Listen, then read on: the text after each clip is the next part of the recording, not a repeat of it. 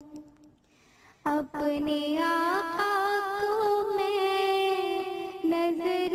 کیا دوں۔ اعوذ باللہ من الشیطان الرجیم، بسم اللہ الرحمن الرحیم، نحمدہ و نصلی علی رسولہ الکریم، اما بعد۔ معزز سامعین، السلام علیکم ورحمۃ اللہ وبرکاتہ۔ حمد و ثنا رب ذوالجلال کے لیے جو تخت عظمت جلال پر ہمیشہ سے متمکن ہے اور ہمیشہ رہے گا۔ اس کی قدرت کاملہ یہ سمندروں میں مد و جزر کا پیدا کرنے والا، رات اور دن کا بنانے والا، خزاں و قدر کا مالک و مختار ہے۔ عزت اور ذلت کا دینے والا وہی پروردگار ہے۔ زندگی اور موت اسی کے ہاتھ ہے۔ ہم اسی کی حمد و ستائش بیان کرتے ہیں، اسی کی بڑائی کرا کر لاتے ہیں کہ اس خلاق اکبر نے جو عظیم احسان ہم پر کیا وہ یہی کہ امت محمدیہ میں پیدا فرمایا، اور خود اس امت کی تعریف فرمائی کہ تم بہترین امت ہو، لوگوں کو برائیوں سے روکتے ہو، بھلائیوں کی طرف بلاتے ہو۔ درود و سلام سید العرب رجم جمیل الشیم صاحب الجود والکرم صلی اللہ علیہ وسلم کی ذات اقدس پر، کہ جس ذات گرامی نے عرب کے بدوؤں اور خانہ بدوشوں کو تاریخ انسانی کے کاروان کا سالار بنا دیا۔ بزرگ اور دوستو، آج ایک ایسے صحابی رسول کا تذکرہ آپ سماعت فرمائیں گے جن کو نبی کریم صلی اللہ علیہ وسلم کی دامادی کا شرف حاصل ہوا۔ تاریخ اسلام میں ابو العاص بن ربیع کے نام سے مشہور ہے۔ اصلی نام لقیط تھا، اور یہ بنو عبد الشمس کے چشم و چراغ ہیں۔ والدہ محترمہ کا نام حالہ تھا، حالہ بنت خولید، جو حضرت ختیجہ بنت خولید کی بہن تھی۔ حضرت ختیجہ بنت خولید اپنے اس بھتیجے میں بڑے شفیق، بڑی مہربان، اور حضرت ابو العاص یعنی بچپن ہی سے نیک نفس آدمی رہے۔ تجارت کے اندر بڑا اچھا ملکہ تھا، اور پھر لوگ آپ کے پاس امانتیں لا کے رکھ دیتے تھے، آپ کو بھی امین کہا جاتا تھا۔ اس انداز سے اپنے تجارت میں لگے ہوئے تھے کہ حضرت ختیجہ بنت خولید نے اپنے بھتیجے کے ساتھ اپنی سب سے بڑی صاحبزادی حضرت زینب کا نکاح کر دیا۔ اور حضرت زینب جو آپ کی والدہ محترمہ حضرت حالہ کے ساتھ وہ بھی داخل اسلام ہو گئی تھیں، لیکن ابو العاص ابھی کفر کی بھول بھلیوں میں بھٹک رہے تھے، ابھی وہ داخل اسلام نہیں ہوئے تھے۔ اس زمانے میں معاملہ یہ ہوتا تھا کہ خاندانی عصبیت کا جو دباؤ پڑتا تھا، جس کی وجہ سے مکمل طور پر اعلان نہیں کر سکتے تھے۔ ابو العاص اپنی تجارت میں لگے رہے۔ حد یہ ہوئی کہ اللہ کے نبی صلی اللہ علیہ وسلم اور آپ کے تمام اہل خاندان کو وادی بنی شعیب میں 3 سال تک محصور رہنا پڑا۔ اس وقت ابو العاص کا معاملہ یہ ہوتا کہ آپ اناج سے بھرے ہوئے وہ گیہوں اور جو اس وادی کے اندر آپ بھیج دیتے اپنے اونٹوں کے ذریعے، تاکہ ان لوگوں کو کسی قسم کی تکلیف نہ ہو۔ اور 3 سال کی محصوری کے بعد اللہ کے نبی صلی اللہ علیہ وسلم نے فرمایا کہ ابو العاص نے اپنی دامادی کا حق ادا کر دیا، یعنی آپ ان کے لیے اناج اور ان کی ضرورتوں کی چیزیں بھی یعنی تمام کفاران مکہ سے ہٹ کر بھیجا کرتے تھے۔ حضرت ابو العاص سے کفاران مکہ نے یہ کہا کہ آپ محمد صلی اللہ علیہ وسلم ان کی بیٹی کو تمام چھوڑ دو، آپ عرب کی جس عورت سے تم شادی کرنا چاہتے ہو ہم تمام بندوبست کرنے کے لیے تیار ہیں۔ لیکن انہوں نے برملا تعریف فرماتے ہوئے کہا کہ عرب کی کوئی عورت زینب کا مقابلہ نہیں کر سکتی، زینب سب سے زیادہ اچھی بیوی ہیں، باوجود اس کے حالت کفر میں ہے، بیوی مسلمان ہے، نبی کریم صلی اللہ علیہ وسلم کی صاحبزادی ہیں، کفارانہ مکہ کا زور ہے، لیکن اس کے باوجود آپ نے ان کو چھوڑنے سے بالکل آپ نے قطعی طور پر ان کو جواب دے دیا۔ وہ لوگ ناکام اور نامراد وہاں سے واپس ہوئے۔ آخرکار وہ وقت آ گیا جب اللہ کے نبی صلی اللہ علیہ وسلم مکہ چھوڑ کر مدینہ منورہ ہجرت فرماتے ہیں، اور 2 ہجری میں یعنی حق و باطل کا جو سب سے پہلا معرکہ ہوا، جسے ہم معرکہ بدر کہتے ہیں، اس میں کفاران مکہ کی طرف سے ابو العاص کو بھی آنا پڑا، اس لیے کہ وہ لوگ زبردستی ان لوگوں کو لاتے جو اللہ کے نبی صلی اللہ علیہ وسلم کے تائیدی ہیں، جس کے اندر حضرت عباس بن عبد المطلب جو اللہ کے نبی صلی اللہ علیہ وسلم کے چچا ہونے کے باوجود ان کو بھی میدان کارزار میں گھسیٹا گیا، اور ابو العاص کو بھی اس انداز سے لایا گیا۔ اس لیے اگر وہ جنگ میں شریک نہ ہوتے تو انہیں تانہ زنی سننی پڑتی، تو اس تانہ زنی سے بچنے کے لیے بھی وہ اپنے آپ کو اس معاملے میں لا لیے۔ لیکن حسن اتفاق کہ اللہ تعالیٰ نے اپنے حبیب پاک کو عظیم الشان کامیابیوں سے نوازا۔ بدر کا میدان مسلمانوں کے لیے خوشبختی کا باعث بنا۔ کفاران مکہ کے 70 بڑے بڑے اشجاع عرب مارے گئے۔ 70 ایسے لوگ تھے جو گرفتار ہوئے، اور گرفتار ہونے میں ابو العاص بھی تھے۔ اللہ کے نبی صلی اللہ علیہ وسلم نے بعد مشورہ کیا تو اس وقت حضرت ابوبکر صدیق نے کہا یہ ہمارے اپنے ہی تو ہیں، کچھ فدیہ لے کر ان کو تمام چھوڑ دیا جائے۔ اور پھر جو تعلیم یافتہ تھے، تعلیم یافتہ اپنے بچوں کو تعلیم دینے کے بعد، یعنی مسلمان بچوں کو تعلیم دینے کے بعد ان لوگوں کو آزادی ملی، پروانہ آزادی دیا گیا، اور جو لوگ صاحب استطاعت تھے ان لوگوں سے فدیہ وصول کیا گیا۔ جب یہ فدیہ وصول کیا گیا تو حضرت بی بی زینب انہوں نے اپنے شوہر کو چھڑانے کے لیے آپ کی والدہ محترمہ کا دیا ہوا ایک یمنی عقیق کا ہار تھا جو انہوں نے بھیج دیا۔ جب یہ ہار اللہ کے نبی صلی اللہ علیہ وسلم کے سامنے آیا تو آپ کی پچھلی زندگی یاد آ گئی، حضرت خدیجہ بنت خولید کی تمام یادیں آنے لگی تو آپ کی آنکھیں نم ہو گئیں۔ صحابہ کرام نے عرض کیا اے اللہ کے رسول، آپ ابو العاص کو چھوڑ دیجئے، یہ ہار واپس کر دیجئے، آپ اپنی صاحبزادی حضرت زینب کو اپنے پاس بلا لیجئے۔ حضور نے اس تجویز کو پسند فرمایا اور اس کے بعد آپ نے حضرت زید بن حارثہ کو بھیجا کہ آپ اپنی صاحبزادی حضرت زینب کو مدینہ منورہ لے آئے۔ چنانچہ ابو العاص جو وعدے کے پابند تھے اور زبان کے سچے تھے، جب یہاں پہنچے تو اپنے بھائی کنانہ بن ربیع کے ذریعے انہوں نے اپنی زوج محترمہ حضرت بی بی زینب بنت محمد کو ان کے ساتھ بھیج دیا۔ مقام ذی طویٰ میں آئے تھے کہ کفارہ نے مکہ نے آ کر گھیر لیا اور گھیرتے ہوئے کہا کہ تم کیسے بھیج سکتے ہو؟ اور اس وقت ایک شقی اور بدبخت انسان جس کا نام حبار بن اسود تھا، حضرت زینب کو کجاوے سے گرا دیا۔ حاملہ تھیں، حمل ساخط ہو گیا۔ ابو سفیان بن حرب اس مقام پر آئے اور کنانہ سے یہ بات کہی، انہوں نے کنانہ بن ربیع سے جو حضرت ابو العاص کے بھائی تھے کہ محمد نے ہم کو بہت زیادہ تکلیفیں دی ہیں، ایسے موقع پر اگر آپ ان کی صاحبزادی کو اس انداز سے اگر بھیج دیں تو لوگ کیسے برداشت کریں گے؟ بہتر بات یہ ہے کہ انہیں مکہ لے چلو پھر واپس۔ اور حضرت ابو سفیان بن حرب نے حضرت زینب کو اپنے پاس رکھتے ہوئے تیمارداری کی۔ اس مقام پر جبکہ اللہ کے نبی صلی اللہ علیہ وسلم اسے احسان کے عوض فتح مکہ کے دن کو ان کو گھر کو دارالامن بنایا تھا، محض اس وجہ سے کہ آپ کی صاحبزادی کی تیمارداری اس گھر میں ہوئی تھی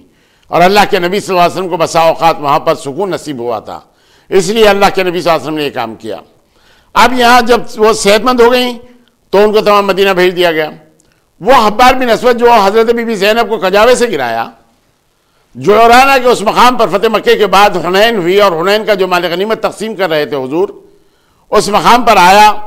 اپنی غلطی کا اعتراف کیا اور پھر اس نے یہ کہا کہ وہ بدبخت اور شقی انسان میں ہی ہوں جو آپ کی صاحبزادی حضرت زینب کو کجاوے سے گرایا تھا، اے اللہ کے رسول میرے قصور کو معاف کر دیجئے۔ تو اللہ کے رسول صلی اللہ علیہ وسلم نے ان کے قصوروں کو معاف کیا تھا اس انداز سے، حالانکہ وہ حبار بن اسود ان 16 آدمیوں میں شریک تھا جن کو فتح مکہ کے دن اللہ کے نبی صلی اللہ علیہ وسلم نے یہ فرمایا تھا کہ ملک حجاز میں جہاں کہیں مل جائے انہیں قتل کر دو، لیکن اس کے باوجود ان کو آزادی کا پروانہ ملا، اس لیے کہ اللہ کے نبی صلی اللہ علیہ وسلم اپنی ذات کے لیے کوئی بدلہ لینا چاہتے نہیں تھے، اس لیے آپ نے ان کو آزاد کر دیا اس انداز سے۔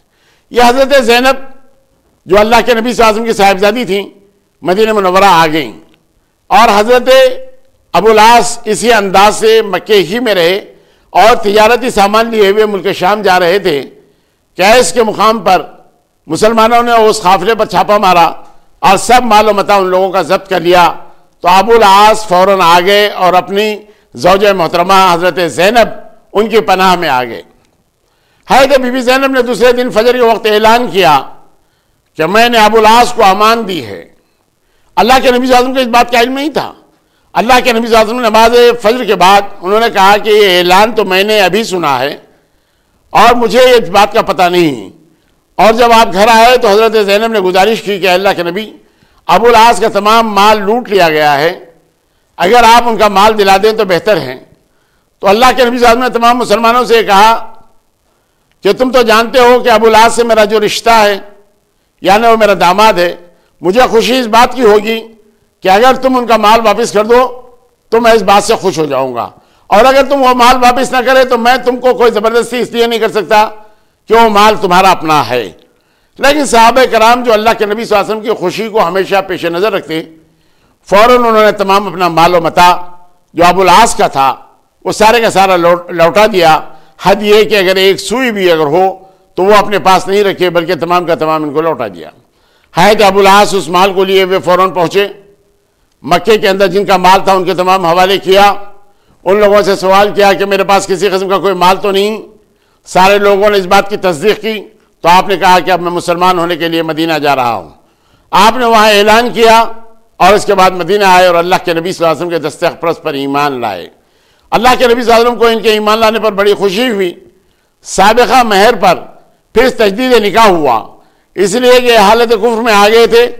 اسی لیے اللہ کے نبی صلی اللہ علیہ وسلم نے پھر تجدید نکاح کیا اور حضرت زینب کو ان کے حوالے کیا۔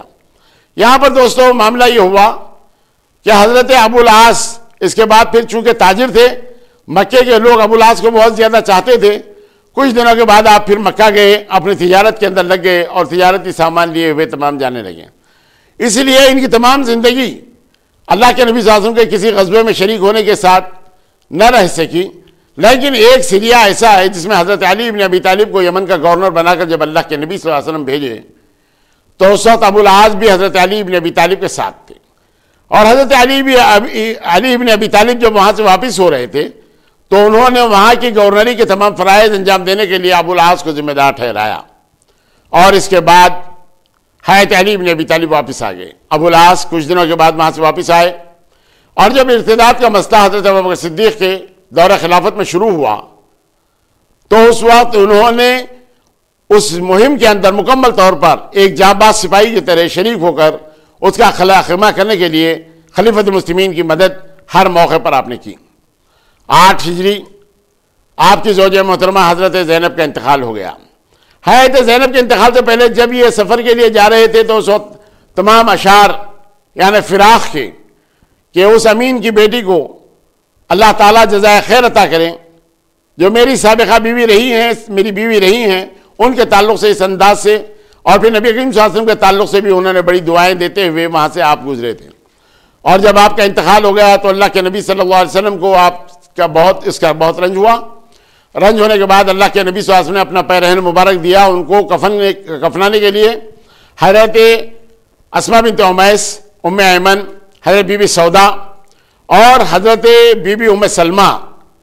یعنی ان کے غسل کے لیے اللہ کے نبی صلی اللہ علیہ وسلم کی ہدایت کے مطابق ان کو غسل دیا، اور غسل دینے کے بعد اللہ کے نبی نے فرمایا کہ انہیں 3 چوٹیاں ڈال دو،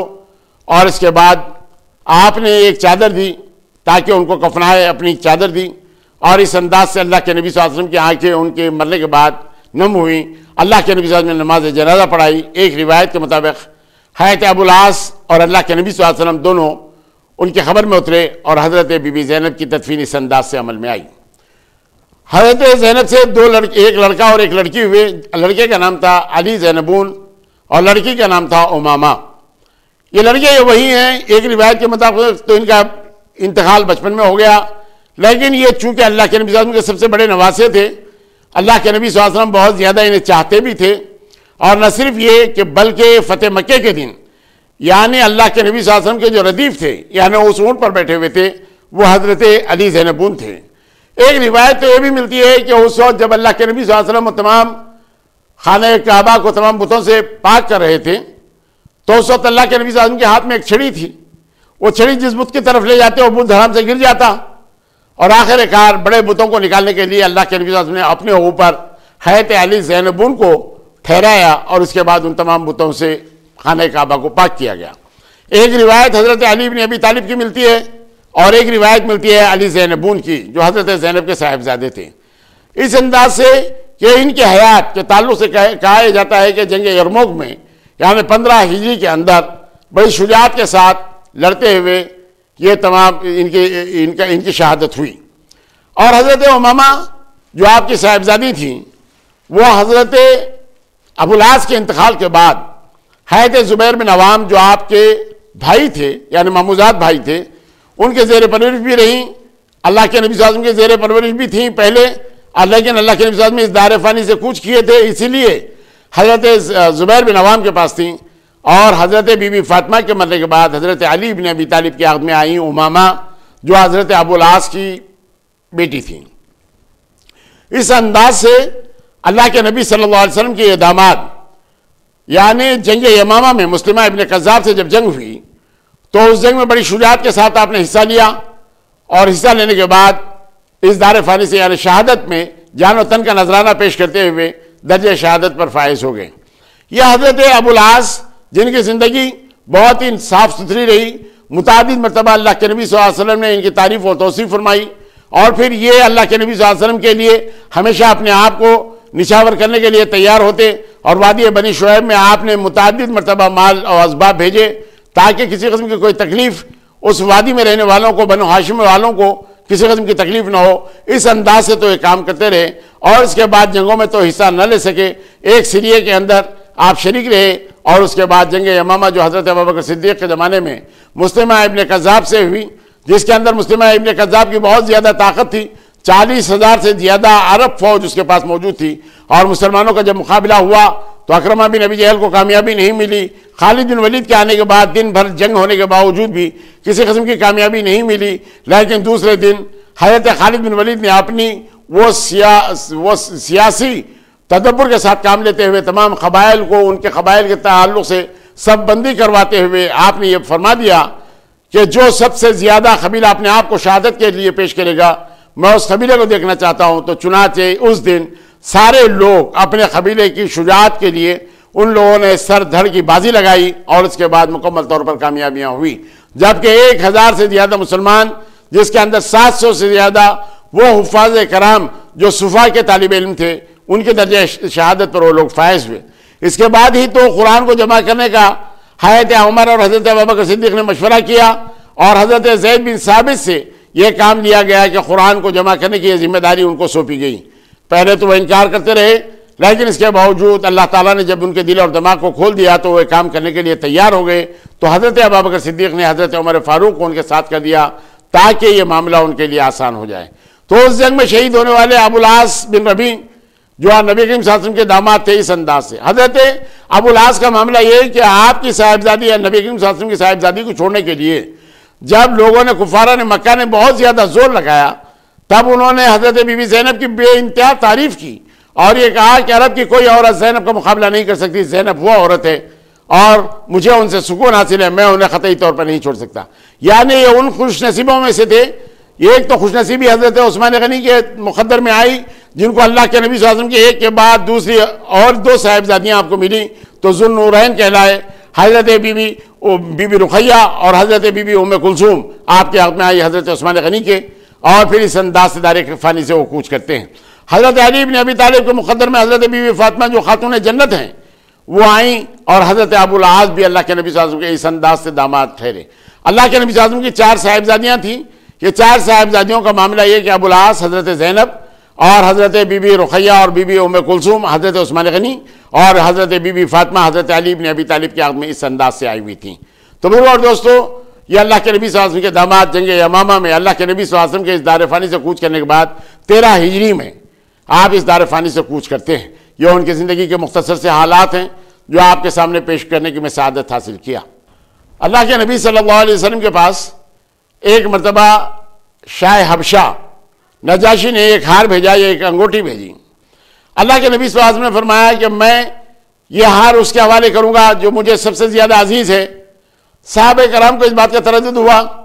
صحابہ کرام یہ سمجھنے لگے کہ حضرت بی بی عائشہ صدیقہ رضی اللہ تعالیٰ عنہ کے مقدر میں یہ ہار ہے، لیکن اللہ کے نبی صلی اللہ علیہ وسلم نے امامہ کو بلایا جو حضرت ابوالعاص کی صاحبزادی اور حضرت بی بی زینب کی صاحبزادی تھیں، ان کے گلے میں یہ ہار کو ڈال دیا، یا وہ انگوٹھی انہوں نے ان کو پہنا دی۔ حضرت امامہ کے تعلق سے اللہ کے نبی صلی اللہ علیہ وسلم کی ایک روایت یہ بھی ملتی ہے کہ آپ نے ایک مرتبہ اپنے کاندھے پر بٹھائے ہوئے وہ مسجد نبوی آئے، اور آپ نماز میں مشغول ہوئے تو اس انداز سے کہ جب رکوع اور سجود کا موقع ہوتا تو انہیں اتار دیتے، اور اس کے بعد جب نماز پہ پھر اٹھنے کا موقع ہو جاتا، پھر قاعدے میں جانے کی بات ہو جاتی، تو پھر اپنی اس نواسی کو اپنے کاندھے پہ بٹھا لیتے۔ اس انداز سے آپ نے ایک نماز ادا اس انداز سے بھی کی۔ یعنی اللہ کے نبی صلی اللہ علیہ وسلم امامہ کو بہت زیادہ چاہتے، بہت زیادہ پیار کرتے۔ حضرت امامہ کی نگرانی اللہ کے نبی صلی اللہ علیہ وسلم نے اپنے ہاتھوں کی، اور حضرت بی بی زینب کے انتقال کے بعد تو اللہ کے نبی صلی اللہ علیہ وسلم کی آنکھیں نم ہوئی، آپ رونے لگے، اور آپ یہ کہنے لگے کہ میری سب سے اچھی صاحبزادی حضرت زینب جو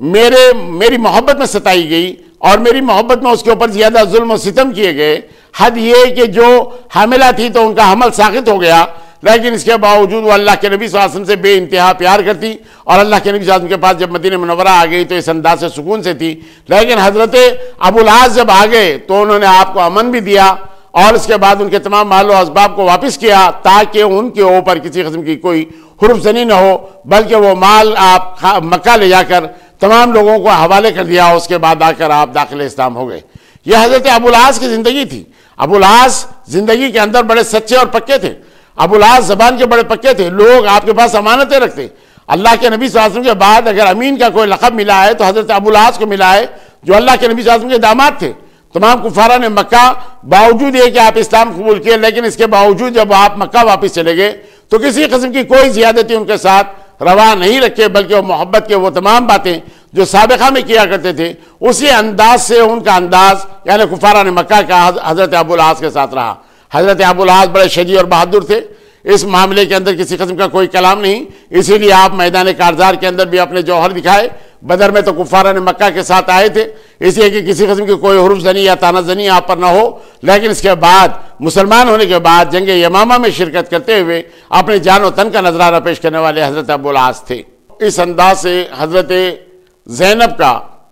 انتقال ہوا 8 ہجری میں، 13 ہجری میں حضرت ابو العاص کا انتقال ہوا، اور اس کے بعد آپ کی صاحبزادی حضرت علی بن ابی طالب کے عقد میں آ گئیں، اور حضرت علی بن ابی طالب کی شہادت کے بعد اب پھر ان کا عقد مغیرہ کے ساتھ ہوا۔ اس انداز سے یہ دار فانی سے کوچ کرتی ہیں۔ بارگاہ رب العزت میں میری دعا ہے کہ پروردگار عالم ہمارے گناہوں کو معاف فرما دے، ہماری غلطیوں کو درگزر فرما دے، ہمارے مرحومین کی مغفرت فرما، ہماری دعاؤں کو نبی کریم صلی اللہ علیہ وسلم کے صدقہ طفیل میں قبول فرما۔ وصلی اللہ علی محمد النبی الامی وآلہ وصحبہ وسلم، الحمدللہ رب العالمین۔